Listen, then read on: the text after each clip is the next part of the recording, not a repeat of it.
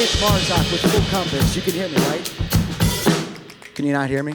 All right, what if I took all the other microphones out of the mix and only went through this one, the new Shure Nexadyne Dynamic Microphone. I am so excited about this. It has such great Actually, let me play. I mean, it's right next to the drum set, so you're still gonna get a little bit of mic bleed coming through, but the off-axis rejection is insane, and my voice is crystal clear. So, this is new innovative technology from Shure. They did it again.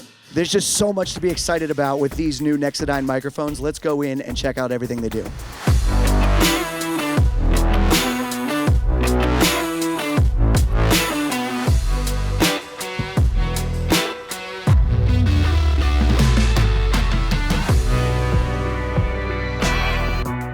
In order to tell the story of these new microphones and explain why they're so important, we have to go all the way back to the 1930s. So let me nerd out for a little bit on science and history. There go the young people. This video is not for TikTok. Cue the ragtime. In 1939, Shure introduces the 55 Unidyne microphone to the world. Unidirectional dynamic microphone. This was a revolutionary new technology developed by engineer Ben Bauer, and it completely changed the industry. Prior to the Unidyne, the only way to achieve a cardioid pattern was to combine an omnidirectional element with a bidirectional element. Those signals would pick up the ones they wanted, cancel out the ones they didn't, and end up with a cardioid pattern. Problem: they were huge, they were heavy, and because the omnidirectional and bidirectional elements had different frequency responses, they were extremely inconsistent and did not work that well. So, along comes Ben Bauer and his big ideas to use just one single element on the microphone facing the sound source, and from the rear interrupting that flow of sound by enclosing the capsule and incorporating slots in the back that created a time delay, thus canceling out a lot of those sound waves and creating a cardioid pattern with one element. This would achieve the exact same result as those two element microphones, but way lighter, way cheaper, and much more consistent. So the 55 was born. You know this microphone. Even if you're not a huge gearhead, picture Elvis. Picture his microphone. That's a 55. Everyone knows it. That's how big of a deal that microphone was. Any dynamic cardioid microphone that comes out today is based on the technology from the 55 and Ben Bauer. Good job, Ben. And Shure didn't stop there. They kept plowing through new innovations. In the mid-60s, we now see the SM58 and 57 using Unidyne 3, which took that uniphase but encased it into a shock mount so that for the first time you could use these microphones as handhelds. Was my phone going off? I swear.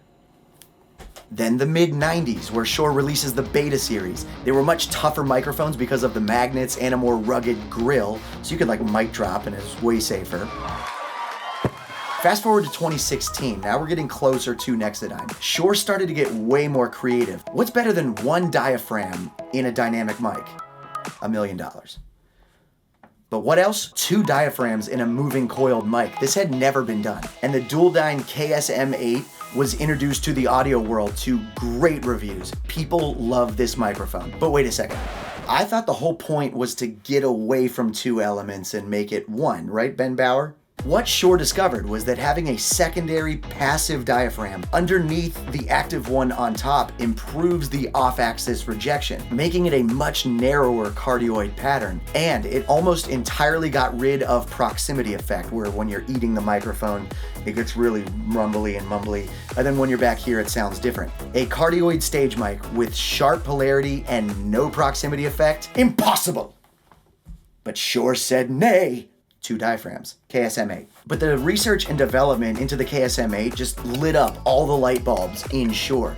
They realized that improvements in dynamic cardioid microphone technology is still possible, which brings us now, finally, to the next evolution in microphone technology, the Nexadyne series. These bring back the idea of 2 transducers and combining the signal, just like we used to do in the olden days, but now in a modern world with really small, amazing technology. This new tech is called the Revonic trademark. Dual engine transducer technology. It uses two meticulously paired transducers. Tons of effort has to go into that. Shure has videos on that, check it out. And those transducers are out of phase with each other, so it cuts out unwanted frequencies. So it actually doubles the acoustic signal processing, which sums up the frequencies that you want, like your voice and the sibilance and all that nice stuff, while cutting out handling noise or low rumble and tightening the polar pattern. Basically, they're gonna give you the sound that you want and cut out the stuff that you don't want. Is that simple enough? Handling noise. Because both transducers are together and they're experiencing that same vibration, by offsetting the phase, they are able to cancel those frequencies out. Just for reference, this is the handling noise on a typical single diaphragm cardioid mic.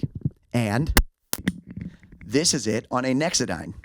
This just helps to improve the clarity and make the shock mount within the microphone kind of redundant, honestly. Don't tell the shock mount I said that. So if you're the type of singer who loves to move around and go nuts and jump on stage, the sound engineer is not gonna have to roll off that low-end handling noise. The microphone does it for you. So I already got this one out, but let's take a closer look at the Nexadyne microphones, and as always, use one for the remainder of this video. The two microphones in the series are the 8C, which is the one I got out, and the 8S, which I was using in the drum intro. The C and the S signifies the polarity pattern, so the 8C is cardioid, the 8S is super cardioid. They come in these boxes that are really natural looking, earthy, kind of different than other Shure microphone series. I like it. This is like Shure's phase of listening to vinyl and drinking kombucha. Okay, let's open up the box of the 8S. Inside the box is this great zipper travel case, and in the case, very simple, you have the microphone, the clip, and the stand adapter. The microphones honestly look identical. The difference is the 8S has 4 pillars around the grill, whereas the 8C has 2. I actually like this. It has a uniformity if you have a bunch of them on stage, and different band members have different ones depending on their instrument or what's happening behind them, but everybody looks the same, and that is absolutely my OCD. We must look the same! Along with the 2 XLR microphones in the series are the capsules for 8C and 8S. Same exact response and features as the XLR, but they fit into Shure handheld transmitters. As far as pricing, everything's consistent. Both the XLR microphones and the capsules are a MAP price of $299, which is actually kind of an insane price for this amount of innovation. What you get for $299, I'm pretty shocked by it. All right, boring stuff is out of the way, the sound. One thing that using 2 motors in the transducer enabled Shure to do is really dial in and focus the cardioid pattern. They could subtract that off-axis sound so it can focus on the sound source, which is your voice. Like I said, either in a pulled out cardioid pattern in the 8C or a super focused super cardioid pattern in the 8S. And they achieved this through years of research and prototypes to get both of those motors, both transducers, into this small little capsule that fits inside of here. This system used to have to be massive and heavy and clunky and awkward. One thing that you will continue to hear about the Nexadyne microphones, and I will keep harping on it, is the clarity. When you are able to get rid of off-axis sound, amplify the vocal frequencies, and also offset the frequencies that you don't want, your voice is going to come through crystal clear and incredibly natural. Let's talk frequency response. Both the 8C and 8S have a response between 50 Hertz on the low end and 20,000 Hertz, beyond what humans can even hear, but dogs will love the sound up there. If we take a look at the frequency response chart, you can see that both the 8C and 8S mics have a natural lift in the higher ranges that's similar to a typical condenser microphone. It's like a condenser microphone sound in a dynamic live stage microphone. The Nexadynes are also optimized with acoustic signal processing out of the box, which is gonna make engineers so happy. You have to spend 0 time EQing. If you're like a solo acoustic singer-songwriter gigging on weekends and you have to do your own sound, these microphones are such a time saver. You don't have to spend a bunch of time dialing in from gig to gig to gig. They're just gonna sound great. They're gonna sound consistent everywhere you go. I'm seriously so excited to have these microphones in my toolbox for that reason. This has become like a weapon now. I actually brought them to this little rehearsal that the band that I MD, the Action Figures, was having. It's this celebrity cover band, and our friend Sarah Wayne Callies was in town to sing, and I swapped out her vocal mic. What do you think about the microphone? I think the mic's awesome. It didn't pick up my drums, so I didn't love that. In that rehearsal space, the way the monitors are, sometimes we struggle with controlling feedback. There was no feedback caused by this microphone. It was like, oh, what a relief. All of these things are major annoyances: feedback, bleed from other instruments, handling noise, rumble, and they take away from your best performance. Your answer is the Nexadyne series of microphones from Shure. It's out with all the bad stuff. Do I keep saying this? In with the good stuff that you want. A clean, natural sound with amazing directionality. Polarity, clarity. Where are these? Full compass. That was unforgivably dumb.